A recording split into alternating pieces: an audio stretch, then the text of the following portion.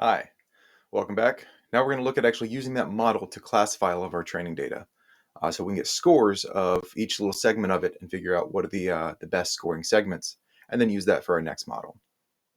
So you can see here we are in our Google Cloud virtual machine. And I'm just going to reshape this because right now it has, where we're at, it has 8 cores and a GPU. We're going to switch that around to say no GPU. And our core is going up to 96 high memory because that's about, not high CPU, high memory. That's about as high as I'm allowed to go with my current quotas. Probably request more, but this is enough. It takes about 4 hours to run this whole process.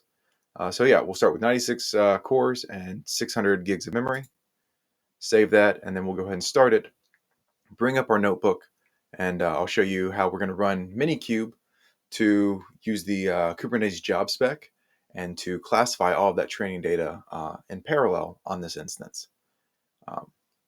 The reason that we can't just do it in a Python notebook or to run Python in parallel is TensorFlow doesn't seem to work smoothly that way.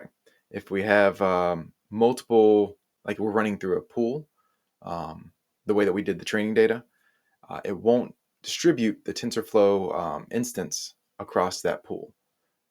But it works as containers very nicely. So that's what we're going to do here. And we'll go ahead and start this instance and be right back. And welcome back. Okay, so first we have to set up our Minikube kind of state on the computer. We have a notebook right here, K8s jobs.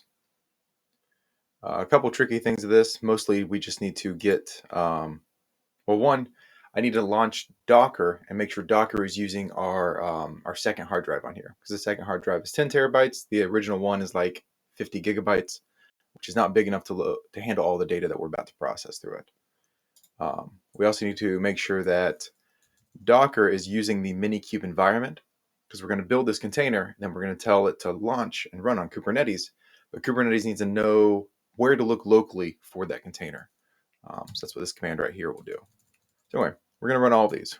I'm going to delete my previous Minikube instance, stop Docker, remove the Docker directory in lib, make a new directory, mount it to my data drive, start Docker, start Minikube.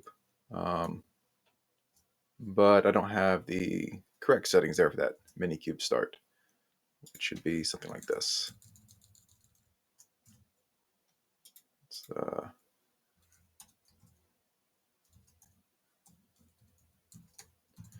Memory is going to be 600 gig. We're going to use all 96 cores. So these should run pretty quick. Let's see if that works. Deleting Minikube. Yeah. Remove Docker, mounted Docker, started Docker. Now we're going to start Minikube, and this will take a second. So I'll run it and then pause the video for a minute.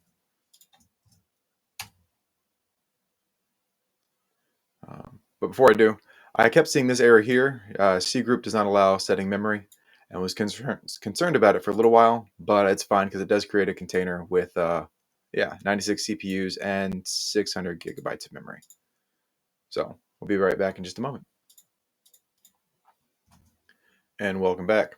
So Minikube started. I had one issue. It ran out of disk space the first time. I had to remove all the TF records I'd previously created because there were about 5 terabytes of those, and Minikube needed more space.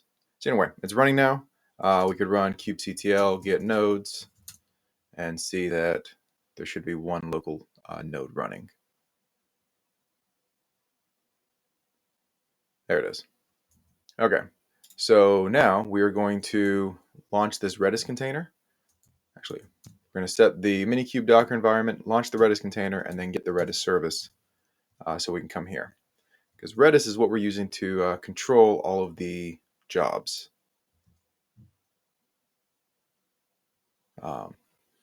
It's controlling the job. So whenever a container starts up, it will look to Redis and see what job it should be doing, and then it will store its results inside of Redis. And then we'll be looking inside of a notebook and just save those back out. So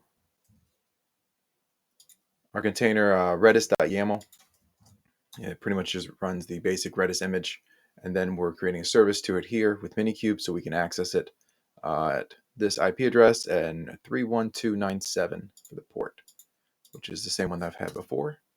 So if we come down here to Redis keys, we see empty. Cool. We'll skip over here to these jobs. So we're going to populate the jobs key in Redis with 1002 items. And then we'll see here that they're all populated. Cool, easy enough.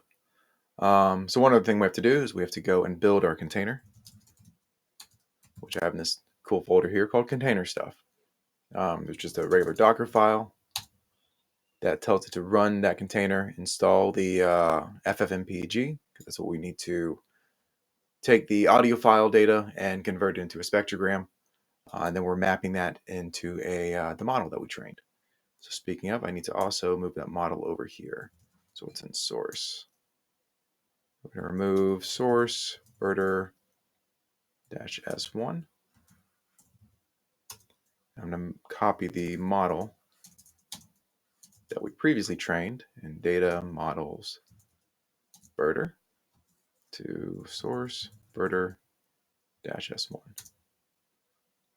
And we'll rebuild this container, which I have another command for that too. We're just going to find it back out. Build Classy. Classy the classifier. Cool, easy enough. And then all we need to do now is apply this job. So I'm going to show you the job spec real quick. Yeah, it's a job. Then we're just running the name Classy, the image is Classy, which we just tagged. Image pull policy is never, because it's going to be local. We're expecting 1002 completions. I'm going to change the parallelism because well, there's an issue with some of these, especially the first 100 or so classes, because they have a lot more audio data than the other ones, and they will fail out if they're all running at the same time. So I had to decrease the parallelism down to 64 and run back through them again. So I'll do that again this time. I'll let it use all 96 cores for the 1002 classes, and then we'll go back through again with fewer cores, fewer parallelism to use the other 100 classes or so that failed. And whenever it's running, it just looks in Redis to see if this portion of the asset's already been scored or not. So anyway, we're going to run this command here, kubectl apply -f container stuff Redis, and that's made to be ran one directory lower. Oh, no. One more apply. We want the job, and that's in the bigger container, the next directory up. Anyway, kubectl apply -f job.yaml. And then we can describe that job and see what's coming back out. We'll see that it's creating these containers. You know what I didn't do?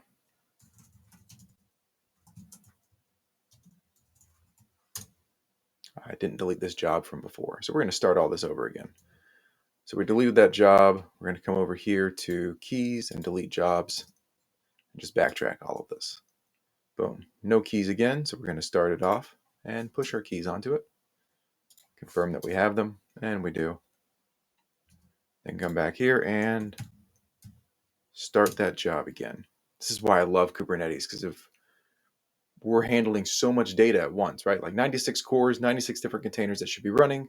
We want 1002 of them to run in total, but we need to stop it and restart it. We need to move things around. And Kubernetes lets us do that really quick for this data processing. So again, we're going to describe the job, and we can see that it successfully created the containers and they're running. We'll be checking on Redis as well. Where's that command at? Right here. Looking at these scores that are coming back out from Redis.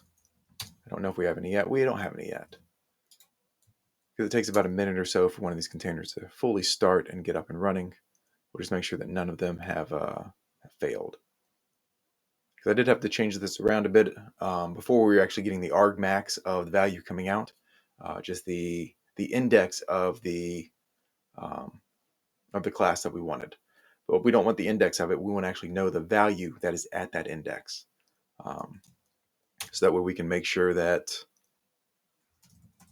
we're getting the score. All right, we don't want to know just which class is winning. We want to know what the score was for that class. So there we go. We're getting values coming back out, and they look as expected. Like this one here. Look at that. 53%, 68%. It's not a percent, but at a soft max, it's 0.68 of 1. So those are pretty cool values. Hopefully that training data will be really useful on the next iteration around in the sound event detection process. So anyway, that's a quick, speedy overview of how I'm using Kubernetes to classify all of this data using a model, classifying it in parallel so that way we can go back through and train it again. Thanks for watching.